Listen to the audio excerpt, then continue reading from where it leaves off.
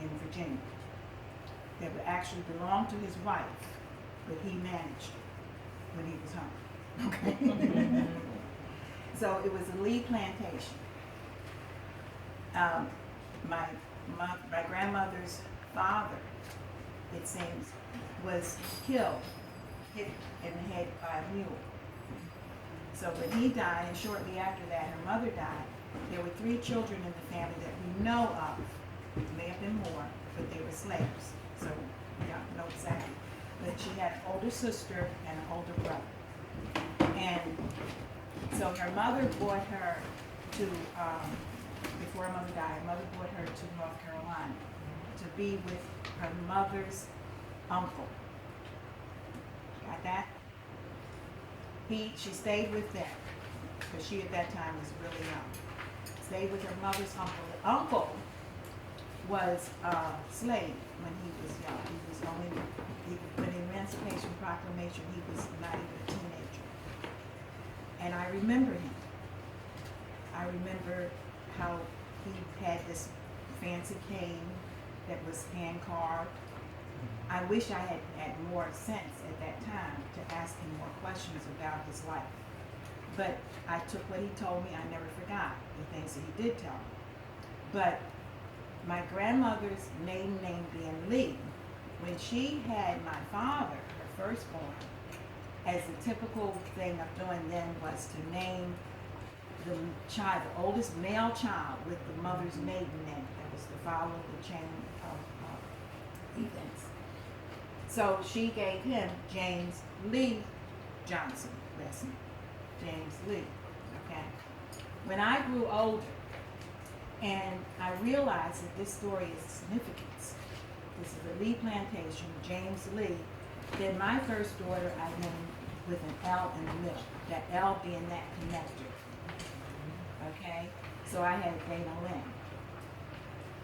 and then I had a Kia Lauren, and then I had a Chanda Lenore, and then I had a Becky Lorraine, okay? All the L's, and I explained to them that the L was important because that was your way of, this is your family, the L. And that for the grace of God, we're more than a generation removed from that plantation, and to understand that. Well, my brother kept it up. So he had a Stacy Laverne and a Jason Lavelle, okay? And then they started having children. Well, didn't they keep it up? So now everybody you see here has an L in them, even down to my great-grandchildren, for that same reason. And they understand that. And it came, the philosophy and understanding of it came from my mother. This is her symbol of what it's like. It is being independent, good.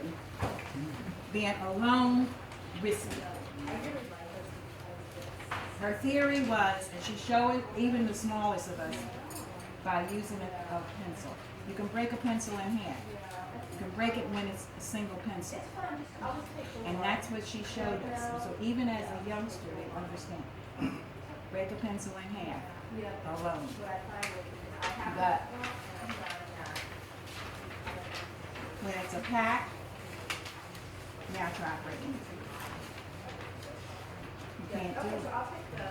When it's a family unit, you're together, you can be independent, but you're not alone. And that L holds us together.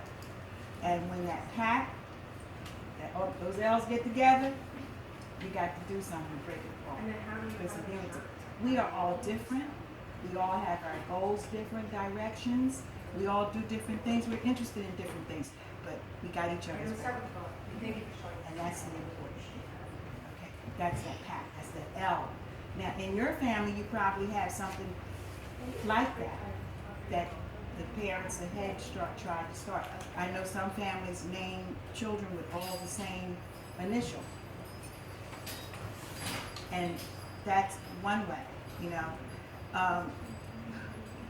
Can you think of things that you do in your family that pull that unity together? You got an idea of what you do?